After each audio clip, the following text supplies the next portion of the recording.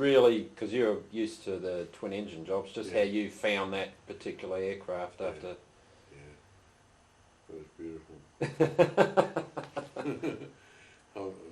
Yes, it was like just getting on a thoroughbred, you know.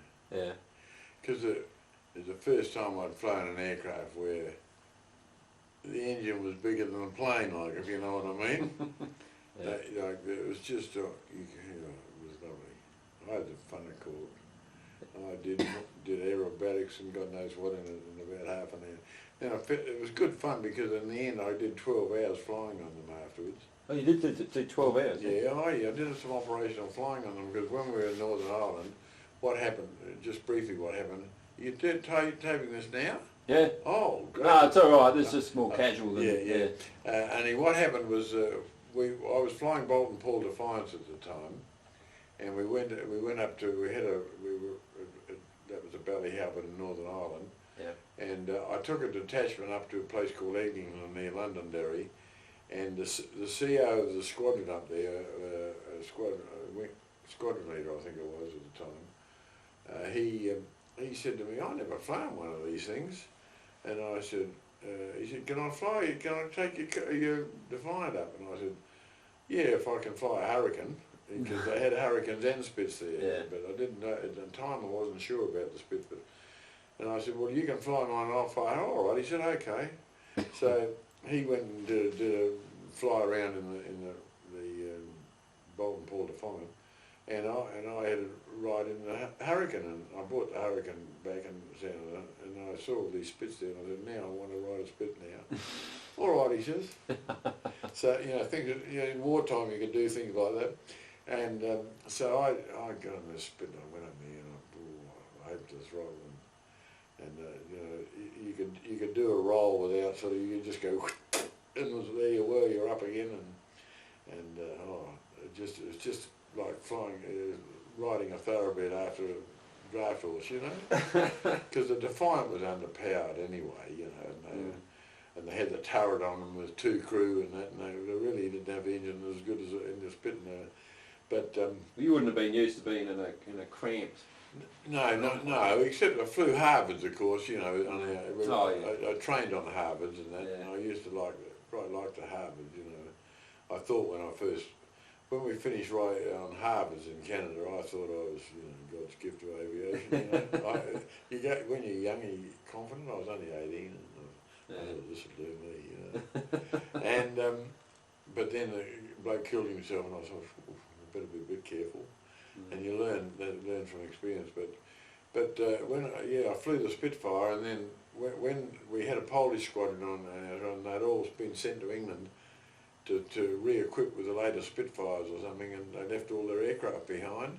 And just at that time, the convoys were coming in with all the Yanks from America, and they were coming into London and heading across to Scotland and doing. And one day they rang up and said, "Well, these convoys are coming over, and just in case, I think we ought to have some patrols over them, and any bloke to fly Spitfires."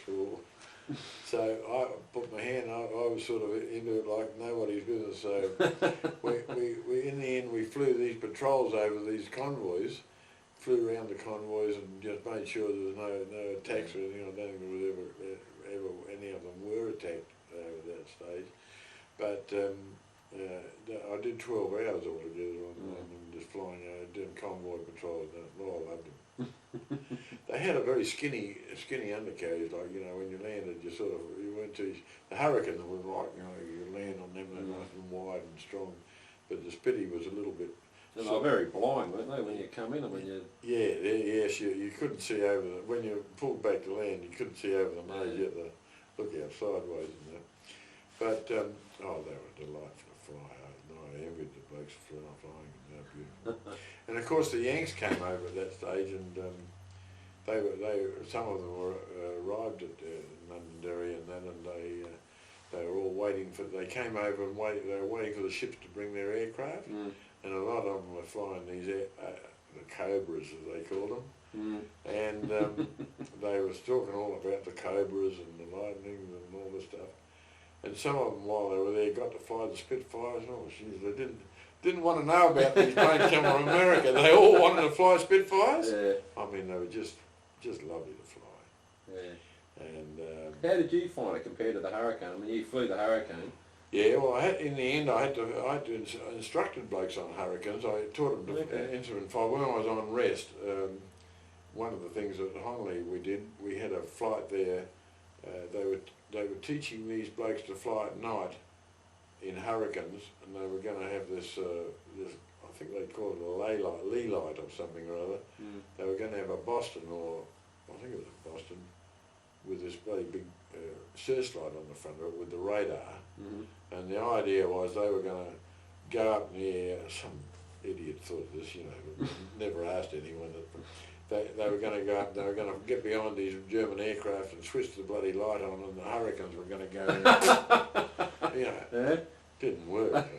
They go through the first cloud, and the Hurricanes used to lose the Boston, and no one knew what the other one was doing, and it was really a joke. Because, and we were all thinking, one of us, those that have been on night flying, were thinking, well, I'm not going up in the Boston with the light turned on to the Bronco Jungas 88, the rear gun on the Jungas 88, and you go, there you are.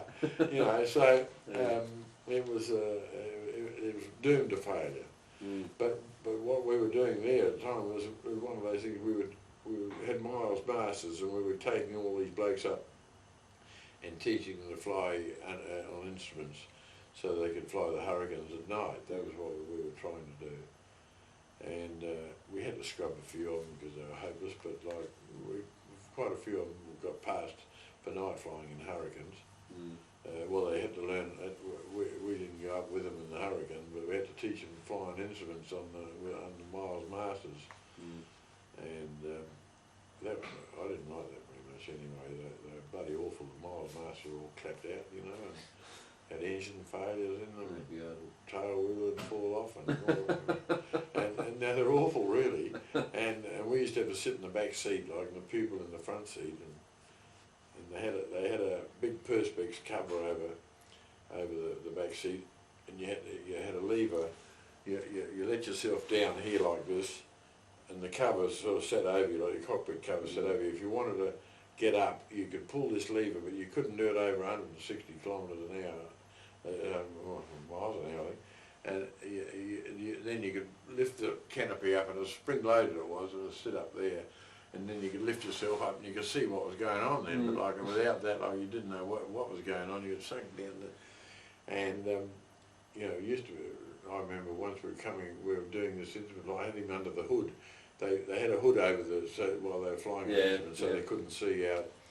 And it had the pupil under the hood, and all of a sudden the bloody engine stopped, and the pupil said, "Handing over."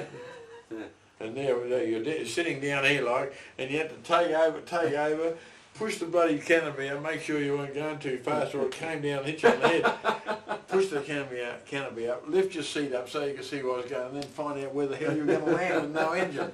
And I remember we landed right on the edge of the aerodrome. We were still within sight of the aerodrome. I was high enough to be able to glide down. I just landed right on the edge of the aerodrome, on the edge of the runway. So, you know, it's funny. I always reckon some of the things we did on rest were supposed to be a rest, but they were more dangerous than flying on operation. I mean. But yeah, so that's how I got to fly the Spitfires, and I was always glad of it. It was an experience, but they were lovely. You never flew again after the war, did you? No. Yeah. When I came home from the war, I didn't want to see another bloody aeroplane. Yeah. I think I'd had enough.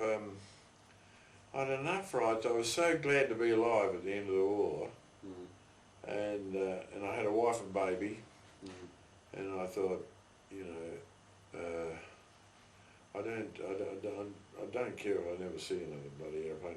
I got through it. Yeah. I just had enough of it that I was not sick of it, but I had a few regrets at the end, because when we were forward, I could have flown the Meteors, like they were there, and they'd just come out like the jets, and I would have only had to ask one of the squadron, because I was the flight commander then, and we used to swap things like that. And I could have gone over and said to him, you know, I want to ride in one, and I could have got one, but I wasn't even interested to do that, you know. Yeah. I was just glad to see the war coming to an end, and had a family. And when I came back, all I could think about was, what am I going to do with my life? I had the challenge now of sort of making my life and starting a new life. I really wanted to be a vet. A vet? Yeah, that was my dream, to be a vet. Yeah. Because I had a love for animals, and I was quite skilled with animals a bit before the war. I rode a horse when I could hardly walk and things, milk cows and everything. And I had friends in the country that I used to go and stay with, and I would have liked to have been a vet, but when I came home, I could have done it through the rehabilitation thing, but the chair of veterinary science was in Queensland, Sydney and Hobart. It meant that I got home and I would have had to go for several years and go and live in one of these places to go to the university there. There wasn't one in Adelaide. I think if there'd been a chair of veterinary science in Adelaide, I might have had to go with it. But like packing up after getting home after 5 years and with a family and settling down here, I didn't want to sort of head off again. But I felt a bit strange. I never went to the Anzac marches and that, like, for a while afterwards, and my old school used to ring me up and ask me whether I'd come and talk to the boys, and I think I went once and did it. But I didn't really want to relive it all, you know. It's funny that. It was too close. Yeah. It was sort of, I just wanted to start a new life, and I wanted to get out of my system a bit. But as it happened, it was interesting. I was asked to go and talk to the Legacy Club of Adelaide. When I came back, my father was a legatee, and I think Mr. Charles Thomas, one of the leading accountants in Adelaide, was president then, and I was asked whether I'd go along and be guest speaker at the Legacy Club. Goodness knows how I went, I don't know, but I went along. I was still in uniform then. It was only just after I came home, and I went along and talked to them, and after it was over, one of the blokes came up to me and said to me, "What are you doing with yourself, young man?" And I said, "Don't know yet." And he said, "Well, I'm the manager of Dunlop's, he's here in Adelaide here." He said, "I'm looking for young men like you." He said, "What about coming around and seeing me on Monday morning?" And he said, "We'll see whether we can find a place for you that might suit you." And that's how I got my first job when I came home. I went to Dunlop's, and he said, he told me what he wanted, because I'd done mechanical engineering. I did my fitter and turner. I was apprentice fitter and turner before I joined up, and I'd been in night school for several years, 2 or 3 years afterwards, and I did mechanical engineering and draftsman drawing and leaving mathematics and leaving maths and a few things. And he said, "Oh, well, you know, no one here knows very much about the mechanical side of the rubber goods and that. Well, what about you? I'd like to have a representative of our mechanical representative here in Adelaide." Gave me a car, and he didn't give me a car straight away, and that's another funny story. I had to buy a car. That's right. To get I needed a car, so I had a friend of mine who was in the squadron when we reached Cowper. He was a fitter on my aircraft, and he worked at a place called Smith and Dove's Electricians in Perry Street. And so I said to him, "Can you find us a motor car?" Because motor cars are rare as entities, and they're all peg price. You know, they're like the houses, they're peg price, and you couldn't buy one except on the black market, like, you know, if you wanted a decent one. And he said, "I know a bloke who's got this little Morris 840, and he said, it's a bloody corker little boss," he said, "but you won't get it for the price, the peg price." So I said, "Well, how much does he want it for?" And I think the peg price was $220 or something like that, and I had to pay $260 or something, something like that. I can't remember whether those figures are right, but it's something like that. And I had to, so I said, "Oh, well, I've got to have a car. I'll buy it black market or not." So I had to meet the bloke. I paid the bloke the peg price, but before I got the car, I had to meet him out in the Botanic Park there, somewhere under a bloody tree at night, and pay him the extra 30 quid or whatever it was to get my car, so I could get a job. You see, I mean, it was really important. You know, I mean, you couldn't get a decent car any other way, Nutty. And I felt terribly guilty about it all. I thought, "Christ, this is terrible," but. Was it a good bus in the end or not? Was it a good car? Oh yeah, it was a good little bus. I had it for years. And yeah, so that's how I got my first car. Anyway, but and one day while I still had this car, the manager that gave me the job, Stan Kent, his name was, he said, I want you to take me down to somewhere in bloody town, I don't know where it was, to meet some bloke or some meeting. And so he said, I'll come with you. So he got in the bloody car, and I can remember we were coming down North Terrace in this little 840, of course, you know, little thick car, you can nip in and out a bit.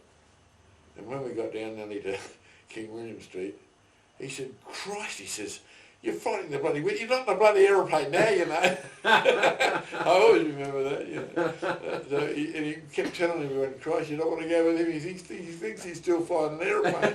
It wasn't that bad either, really, but like they were just a little car that you could sort of sneak in and out of the traffic a bit. But I always remember poor old Stan, and that's another story. But he was quite a good boss in many ways. How long were you there for? I was only there for about 2.5 years or something, and I could have had a big future in Dunlop's if I wanted to.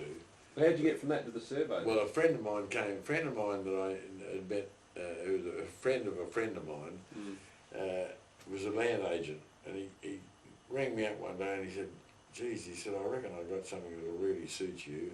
And I said, what's this? He said, I got a service station up the top of Glenarvan Road.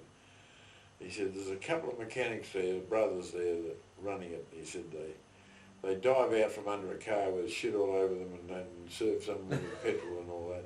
Yeah. And he said, it's not terribly dear. I can't pay for it. But anyway, I didn't have that much money anyway, but I borrowed some from one of the insurance companies. And he said, I reckon it'll suit you down to the ground. It's in a good position, and you could improve it out of all sides, I reckon. He said, it's right at the bottom of the road. So I went up and I had a look at it, and I thought, oh geez, I reckon I could do something here, you know. So I got scratched all my money together on the long service leave money that I had from there, which was $500 or $400 or something, £5 in those days. And we put it all together and borrowed a bit of money, and I bought the place. And so I gave notice to, well, they didn't want me to leave either, but at least after a while he said to me, well, good luck to you, lad, you know, I can't blame you. Yeah. But, and while I was there, I had 9 years up there, a bit over 9 years, I had the service station. 3 times I think they came from Dunlop's and they wanted me to go back there again, offered me the job as manager of the mechanical branch and all sorts of perks and everything. And I just got the freedom of being my own boss and all that, and not having to answer to anybody else. When I was at Dunlop's, I was really happy there, but I was working like, I always joked afterwards that they put 3 men on after I left to fill the gap like that. But you know, I worked like buggery there. Yeah. I was sort of doing all the outside consultancy work with hoses, the wineries and wedge rope belting and conveyor belts, broken hill, and I built up a workshop there, and I had about 7 blokes working for me, and I was going down repairing conveyor belts down at the BHP and Tramways Trust, and I was really enjoying it. But then at the end of it all, I had to go and cost them all and send out the bloody bills, and I was going like cat. Although I was enjoying it, I thought, oh, you know, I think I can get something a bit less pressure than this. So that's why I left. And I worked there, and I worked hard there for, service station was hard work there in those days, 6.5, you know, worked up till Saturday lunchtime, 5.5 days a week, and you couldn't get away from the place even then half the time, but it was good work, but I made enough at the end to sell it, to sort of buy my farm, which was my dream. And that was then I farmed about 35 years after that. But that was an experience really. But the vacuum oil company, you want to give you a little dissertation on oil companies? Definitely. I can give you one of those. They're bastards. They're heartless bastards, they Did you build up quite a good business there, hadn't you? Built up quite a good business. I bought the place, the house next door, and when I left, I was one of the one brand petrol came in, and you know the stations, all the oil companies were buying their own places, and in the end, I sold the whole thing to the vacuum oil company. But in doing so, they robbed me a bit. It's a long story. I won't borrow the details now. All I can say is that they were crooked, like, you know, in the end, and I was glad to be rid of them. And they made me so mad that I never bought a gallon of the petrol oil for 15 years after I left. And that was hard to do, because sometimes I nearly ran out when I passed one of their stations. But so I had a big hate session again. Well, they were really awful. They told me lies and did everything, and I was one of their favourite boys. Like, I was one that started up one of these big white laboratoriums, and I don't know, they'd send blokes up for me to train and driveway service, and I was the white-haired boy. But when I came to want to sell out, they just put the skids right under me, made it as hard as they could for me, because they wanted to put some of their own people in. They wanted to buy the place for nothing if they could. And they were quite prepared to see me gradually sort of go broke if necessary so they could buy the place cheap. Yeah. They were awful, really awful, and told me lies. And, but yeah, that's another story. But like, it made me think, oh God, when I was out on my own and eventually out on the farm, and that it was heaven. I didn't have to worry about all these buggers. You never looked back then? Yeah. But yeah, we didn't make a lot of money on the farm, but we all the girls had 4 girls, and they all went to school, and it was a country life. It was a lovely, healthy life to bring up children. We were interested in the cattle. We showed cattle at the Adelaide Royal Show. We got champion cow and bull and everything there, and we had a beautiful herd of cows when I finished. But in the end, my back was getting worse and worse, and I was finding it really hard to do.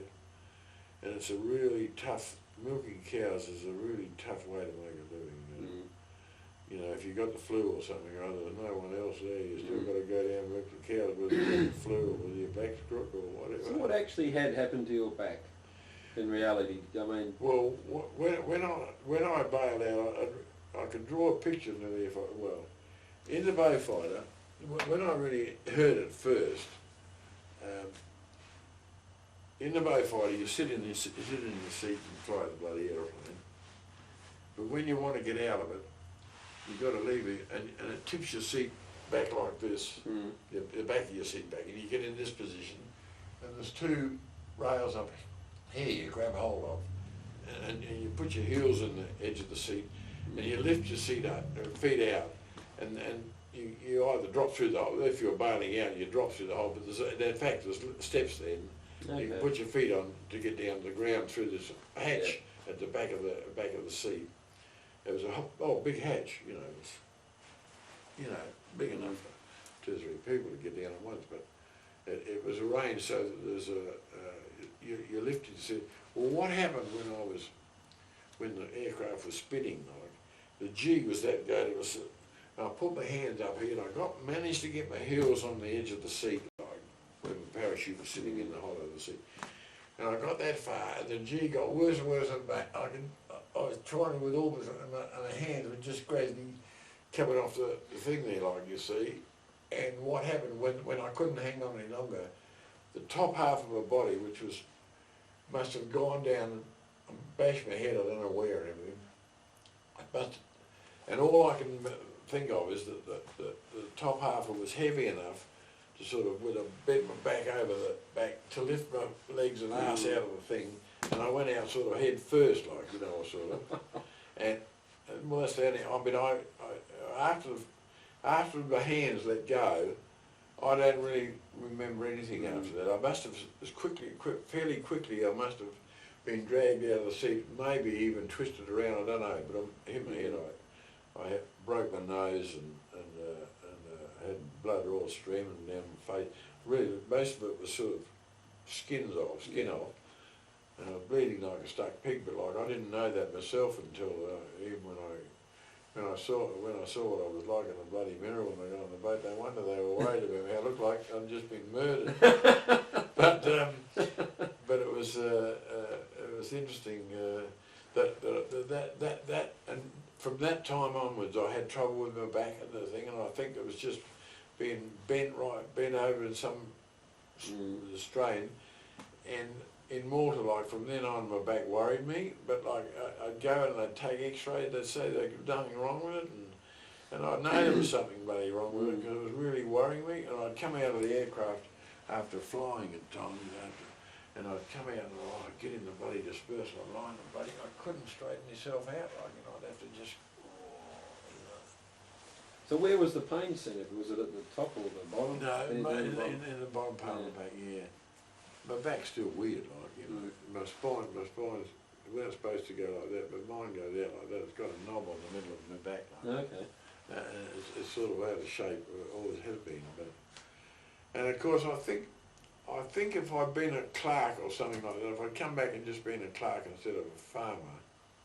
Yeah, that's what I was getting at. I was thinking it was pretty. Well, the farming, on the farm, oh Christ, my wife will tell you, like, you know, sometimes I couldn't hardly walk and I'd go down and milk the cows, like, and, but I was always sort of strong in my arms and shoulders, and probably not as strong as you, but I could do most of the. I got in the habit of using my shoulders and arms more. Why I can't fit into my uniform now, not long, well built, but. To save my back, I used to use my arms and that a lot. But sometimes I'd get this pain in my back. I couldn't bloody walk hardly, you know. And I'd go down and milk the cows, try and milk the cows, and it was bloody agony, but I still had to do it. Like, you know, they were there, and someone had to do it. And so I pushed myself, but I still thought I was when my back was. Not too bad. I still thought I was Samson, you know. And on the farm, everything you do is a feat of strength. You know, bales of bloody hay, and pulling calves out of bloody cows, and tying up bloody cows, and all that. All fighting with you. Yeah, they're long days, aren't they? Leading the bull. So it was a lot of it's a bit of a feat of strength, and I think probably, to be fair, I think I probably stirred me back up a fair bit on the farm. But it was what I wanted to do, and I got more pleasure than pain out of it, I guess, on the long term, but it didn't do me back any good. Every time I went in, they called me in eventually, like, to look at my back, and it was always worse, and I always laughed the last time. I think one of the last few times I went in to have x-rays, when they call you up every couple of years for a reassessment of how bad it is. And about one of the last times I went in, they had one of these bossy sisters there in the thing, and she said, "Get up on the table," you know, she was walking me around like I was a school child. I sort of staggered up and got on the bench for the x-rays and everything and that, and really funny, she took all these pictures and she went out in the room, and she came back again with these bloody pictures, and she sort of got, "Now, can I help you out? Can I help you out?" And I thought, Jesus, they couldn't look too good. These pictures are a bit different from what she told me when I went in there. She changed a bit, but my back is a mess. It's a real mess. I tried several times. I've tried to see whether they could do anything with it, and every time they look at it, like they just say, "Shake your head over." And what about your hearing? Was your hearing affected during the war? Oh, not badly, no, not badly. Strangely enough, Kay's really, really deaf, you know, she's going very deaf. No, I don't think so. My hearing is not too bad still, so... No, I'm surprised. I mean, it's just the fact that you flew... Yeah, well, you sit there for hours and no, it hasn't affected my hearing very badly at all. Quite a few of my friends have got bad hearing. But not bad at all, really. No, I'm grateful for that, because Kay's hearing's terrible. Because the mosquitoes would have been terribly noisy, wouldn't they? Because I always say that, like, you know, if you got the engine synchronised, it was a lot better. Like, you know, with flying a twin engine or even a 4-engine aircraft, you instinctively know whether you've got them both synchronised doing the same rev, because if you get them out of synchro, they go, you know, like one engine's different. And if you can just juggle the throttles and the pitch and that, and you get them, you got them both going together, like it's not so loud that, oh geez, it's not as loud as these bloody discos and that. And it's sort of, I reckon half the bloody population are going to have hearing aids when you go to hear what they're thumping out on these discos and everything. I never heard anything like it. But it's, no, it didn't worry. In fact, sometimes, it sounds funny to say, but I've fallen asleep flying there, right? When we used to go up and patrol, and you get bored bloody stiff at times. They'd put you up in 10,000 feet and they'd say, Larkin 27, 180, and I mean, you turn on 180, and you wouldn't hear a bloody thing for a while. All of a sudden it'd come in and startle the wits out of you. and a few times with the engine going, and you're tired, like before you go up, you know, being flight. And you're tired and the noise, you know, and a few times I've bloody dropped off, you know. Christ. And I have fell asleep because when you're up there, it's not like a car, you've got time to, if you wake up in time, you've got time to do something about it. But yeah, just because I'm tired. Because that sound, that white noise puts me to sleep straight away, so I've often wondered, just that droning. Droning just sends you right off if you're really tired. It's hard to keep awake. And I honestly have fallen right asleep a few times at the wheel. But like, it's worse, it's not as bad as it sounds really, because you sort of nod off and you come to again, but like we're driving a car when you're tired. Like, too late then, But it's, when you come too quickly and you just put everything straight again. But yeah, that was just tiredness, because when we lived out in Little Hampton for a while after we were married, when I was at Ford, and I used to come home, you know, at dawn and go to bed, and had to get up and to go and test my aircraft again in the afternoon. And sometimes I used to say to Kay, for Christ's sake, don't let me bloody sleep in, whatever you do, wake me up. And she used to sit me up in bed like and slap me on the bloody face to wake me up. I was that bloody tired and didn't want to wake up. And you know, we got very tired at times. Once, you know, I even got so tired and run down once that I had to go away for a week's rest. And because I went to the doc and said to the doc, you know, he said, what's wrong with you, lad? And I said, everything. I've got a bloody headache, I've got the shits, and I've got a pain in my guts, and my bloody ears aching. And, when I was starting to go down there. And he said, I don't want to hear any more. I'm going to send you away for a week, have a spell off. Went away for a week. They sent this place where we could go, and you could have breakfast in bed and just have a loaf around for a few days. And at the end of the week, I came back and I was ready to get on with the war again. But you don't realise it. You just sort of used up all your reserves. And at a young age, not a lot of people get in that state, I don't think, but you get so tired, because I always said to Kay, no matter what happens, I can always got a bit left over, a bit of reserve that I can always call on. But yeah, a few times there, I got that way that I had nothing left, you know, just bugging. But it's just tired. That's why I feel fairly strongly, you know. I reckon there's some terrible things done during the war. One of them was this lack of moral fibre, you know, that came up amongst bomber crews particularly. I mean, fancy getting young blokes of 18 and 19 and telling them they haven't got the guts to go out and half the buggers were just buggers, sort of nervous wrecks, you know. And I reckon they were cruel to some of them. They should have given them just a rest to go. Sent them somewhere where they could just rest and charge their battery again. But some of them were sort of, you know... Pushed them too far. They pushed them too hard, too young. And it was terrible, you know. I mean, every time they went out, they thought they were going to get killed, you know. I mean, a terrible way to live, you know, when you think of it. And then to say they, you know, they never had the guts to do it, it was really awful, really. Yeah, I know. It was really a terrible thing to do, I think it's some pretty cruel that anyway. But you know, anyway, it's been nice seeing you, Paul. And 8th of the 3rd, 2001. Tape's just about finished. Oh right. It was good.